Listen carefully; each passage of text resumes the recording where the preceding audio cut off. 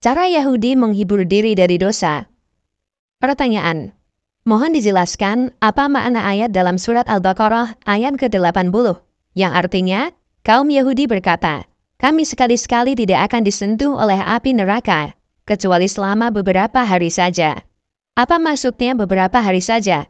Terima kasih atas penjelasannya. Jawaban. Bismillah, walhamdulillah, wassalatu wassalamu ala rasulillah, wa ba'du.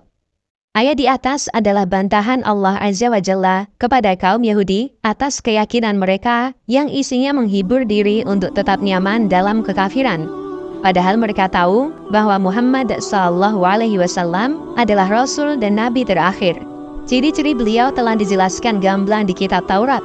Mereka sadar jika tidak mengimani Muhammad SAW, mereka berada di jalan yang keliru. Allah membongkar isi hati mereka dalam Al-Quran, yang artinya, orang-orang Yahudi dan Nasrani yang telah kami beri Alkitab, yaitu Taurat dan Injil, mengenal Muhammad seperti mereka mengenal anak-anaknya sendiri.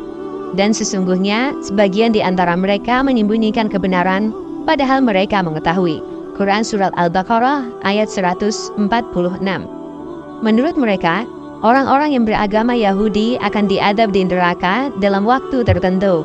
Lalu setelah masa adab berakhir, tempat mereka di neraka akan diganti oleh orang-orang selain Yahudi.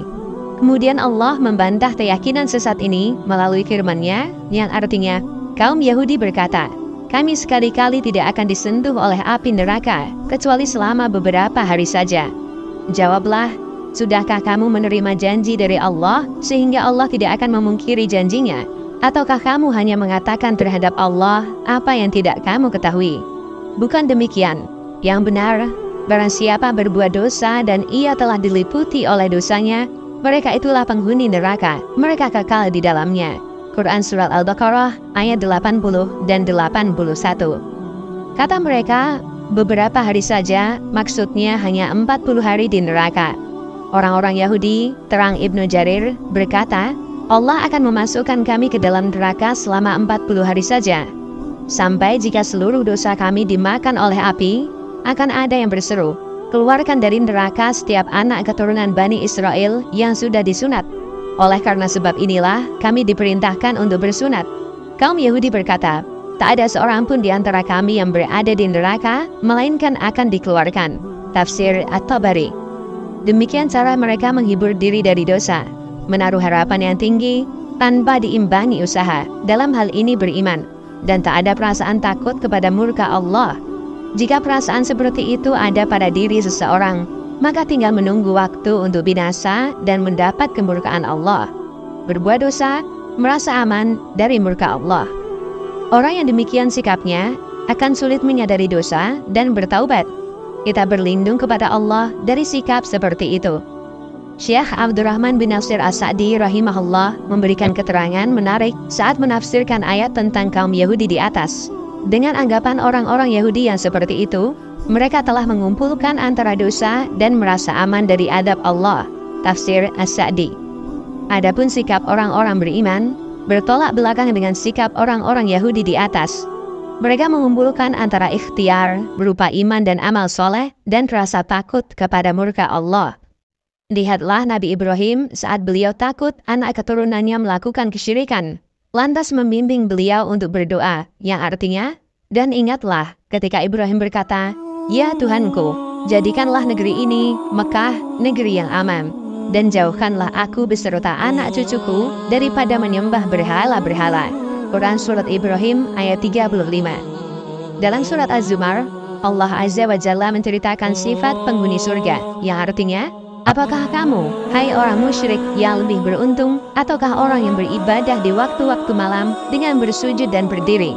Ia takut kepada adab akhirat dan mengharapkan rahmat Tuhannya. Katakanlah, adakah sama antara orang-orang yang mengetahui dengan orang-orang yang tidak mengetahui? Sesungguhnya orang yang berakallah yang dapat menerima pelajaran. Quran Surat Az-Zumar ayat 9. Demikian sikap para sahabat dahulu, semoga Allah meridhoi mereka. Imam Bukhari menulis bab dalam kitab sahihnya berjudul Bab Kekhawatiran Seorang Mukmin dari Perbuatan yang Dapat Menggugurkan Pahala Amalnya Tanpa Ia Sadari. Kemudian beliau menukil perkataan seorang tabi'in, Ibnu Abi Mulaikah, rahimahullah, yang menceritakan pengalamannya ketika bertemu dengan 30 orang sahabat Nabi Shallallahu Alaihi Wasallam.